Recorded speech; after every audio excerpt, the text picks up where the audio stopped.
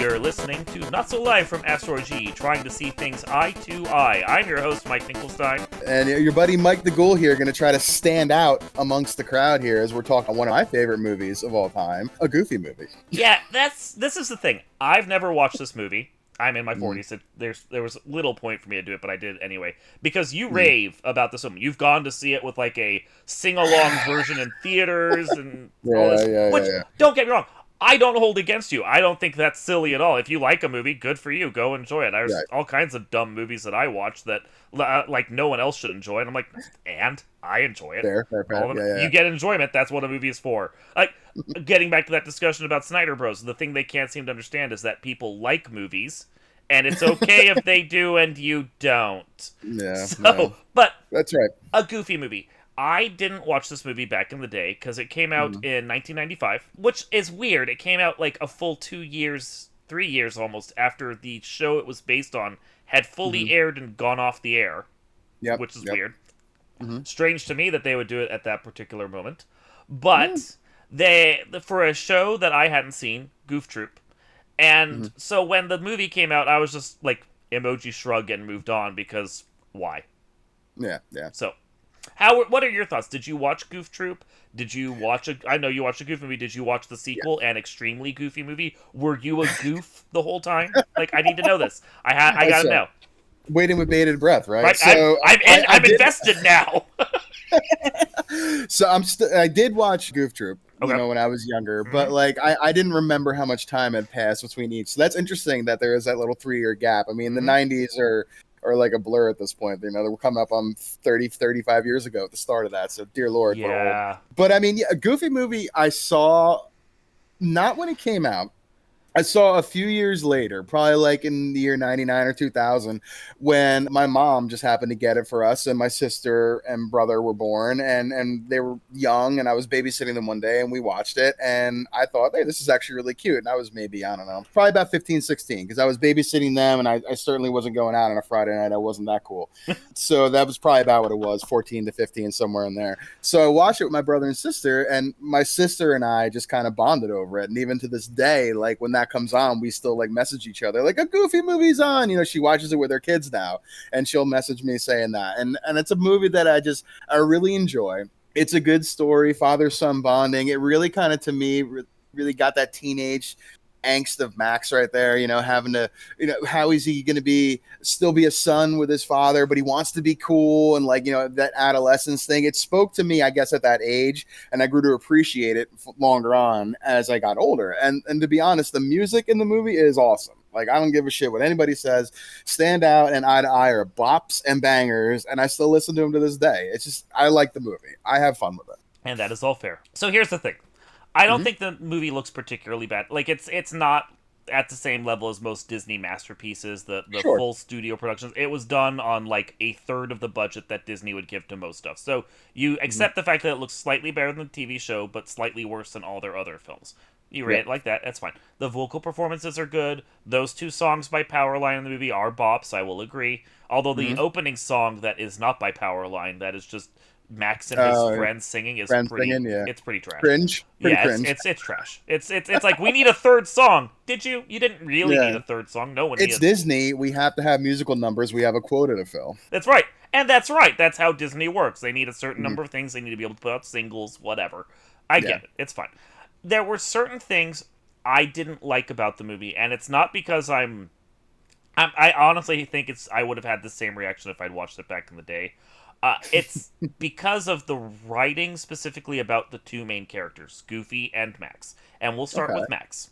Okay. Max pulls a prank at the auditorium. It's he first off, he sings this whole song with the other classmates about how he's not cool and no one notices him, and he's never going to be cool. And then within 5 minutes of the movie starting, suddenly he's cool because he pretends to be Powerline at like the end of the year auditorium, whatever, and suddenly everyone's like, Max is awesome. I'm like, so you've just cut out the whole tension of this character in the first 5 minutes. That's a problem with the script. Fair enough. I didn't like the fact that Max pulls this prank, which is fine. Prank is good. A+. Good job on prank. and then gets upset that he gets in trouble for it. Like, as a kid, I would have been like, dude, you just did something and got caught. If you'd run away and got away with it, good for you, but you didn't, so own up to it. Shit. And I mean, that's a fair point too, because like what did you expect to happen, what Max? Did you expect? It was just going to happen, and it was going to be fine. You're going to go about your life. Right. Like that's fair. That's fair. But I mean, that's the Disney imagination suspending, I guess, is what we're getting at here. But again, by movie definition and writing and kind of like the completely a fair complaint. So then he gets asked out by the girl, or she kind of asks him out. He asks her out. They decide to go to a party that weekend together. Which is showing a bit of short-sightedness on Max's part, because you just got in trouble with the principal. You really think you're going to be allowed to go out that weekend? He thought so. Boy is bold. I'll give him credit for that. He goes home and is shocked when his dad is not immediately supportive of the fact that he pulled a prank at school. And instead of, like, punishing him by grounding him for a month or anything, the dad so cruelly decides to take him on a vacation. And Max is upset. And it's the worst thing that can happen to a kid that just, like, felt like he made a mark on himself at 13, 14 years old. I get it. But, again, what did you think was going to happen? I thought Goofy was being pretty reasonable. Let's go on a camping trip and have a good time. I'm like, wow, that's hardly a punishment at all. The worst of it is that he can't go out with the girl, and instead of telling her the truth for 5 fucking seconds, he spins the most elaborate lie to her. We don't have a movie otherwise, though. We could have something. It does. They could still get into antics on the road trip, and then he could redeem himself in her eyes by accidentally making it to the Powerline concert. It could be like Goofy's grand plan he didn't tell about. We didn't have to have it be this convoluted, and it makes Max a more annoying character. Goofy, at the same time, then decides, well, I'm not going to communicate with my son about anything. I'm afraid he's going to become a hardened criminal because he did one prank in school because Goofy is an idiot and doesn't, like, pay attention to anything, like his own kid knowing how good of a kid his kid is, because his kid, aside from this one prank, is honestly a good kid. Let's just be honest about this. And so he decides to go on a month-long road trip without telling his son ahead of time, and he's surprised when his son is upset. Short-sightedness by Goofy, I think, on that part, right? We're short-sightedness all around here. Yeah, they're both bad at communicating. And this is a plot line. I hate these plot lines. This is a plot line that could be solved with 5 seconds of communication. Just fucking talking to each other. That's true. So I hated both of them for this. And then the story just kind of happens. And they resolve all their issues before they even get to the Powerline concert. And you're like, okay, now we're in the last act. We can do the Powerline concert, and it's going to be this big thing, and it's going to be a caper. And no, that resolves itself in 5 seconds. And you're like, oh, this is what we built ourselves to? The movie doesn't really understand what the movie is supposed to be. I again, fair, but I mean, like, it's the whole, like, the trip down the waterfall and, like, the whole thing right there. And then Goofy's like, you know what? I see my son for what I understand my son now, and he understands me, because he says it to him. He's like, I know you're grown up. He's like, and I know you got your own life. I just wanted to be part of it. Like, I love that line, dude. It's cute. It's good. It's good. It's a cute line. It was good character development between the two. And I liked that part of it. When they finally started talking and they got together as father and son, like, they bonded. I got it. That was good. Yeah. I didn't need the whole Powerline concert storyline for that, because it didn't contribute in a way that actually made the movie good. That's fair. Yeah, the whole lie thing, Max could have really... And I think to this day, even, and, like, in the recess of my, like, why didn't Max just tell her? Like, I still think about that when I watch the movie. Like, I think she would understand. He's like, look, I want to do this, but, my dad wants to go on this thing, and he wants to bond, and, like, I really want to be there, and I'll be there for you when I get back, and I promise I'll take you into a thing. Like, he could have done that, but I mean, when you're that age, I mean, I guess you panic a little bit, and you try to, like what would be more important than seeing this girl on the weekend? I'll just tell her I'm going to Powerline. My dad knows him. Like, I get it. It's goofy, which is appropriate for the movie. But I mean, it's just like I understand. It's like it's a longer, like, 2-part episode that's extended a little bit, is what it is. It is. They took something, they made it a little bit longer and made it into a movie. Yeah. And I think they did a good job overall, and I still appreciate it to this day. But that does not mean the movie doesn't come without flaws. It's not a perfect movie, and what you're saying is valid. Because the thing is, if she wouldn't want to go with him because he has to go on a vacation with his dad that he can't Mm-hmm. get out of and he didn't know about before they arranged their date, and she Yeah. feels like that's a deal breaker and she can never go out with him again. She wasn't Mhm. the right girl for him to begin with, and the movie Yeah. should have taught that lesson. Like, I that's mean, a it kind of does slightly at the end not when he really though. still is with. He's already Eh. impressed her, and then he owns up. Like, Yeah, she was super impressed with him. Then he owns up to yeah. the fact that he lied, and she's like, "Oh, well, I'm a dumb teenage girl, so you're still cool." Like, But you lied, but at least you followed through. right? That's But, that's but not the right Goofy does say lesson. to No, You're right. You're right. no, You're that's right. a bad lesson to teach. Goofy does say to him, like Max says, like, if I go tell her the truth, what if she doesn't like me anymore? And he does say, well, maybe she's not the girl for you. But Which is good. to your point, Yeah, did it in the beginning. We don't have the shenanigans up to this point. yeah. It's a failure of communication. I always get bothered by those, but Yeah. the movie is funny in places. I will say, funniest thing is unintentional. So Yeah. they stop midway into the movie at a hotel.